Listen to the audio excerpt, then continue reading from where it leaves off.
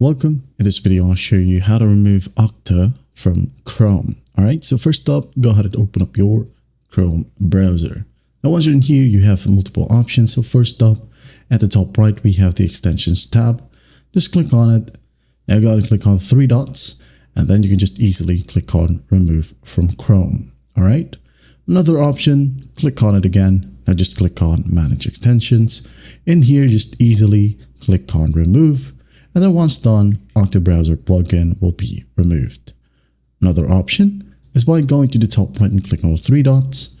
Click on it. Now go ahead over to extension section. And in here, just click on manage extensions and you'll be landed to the same exact page. In here, just go ahead and click on remove. There'll be a pop-up that says remove Okta browser plugin. So just go ahead and click on remove. And then once done, as you can see here, it's now gone. And that is it. That's how easy it is to remove Okta on your computer, especially here on Chrome. Well, I hope this video helps and I'll see you in the next one.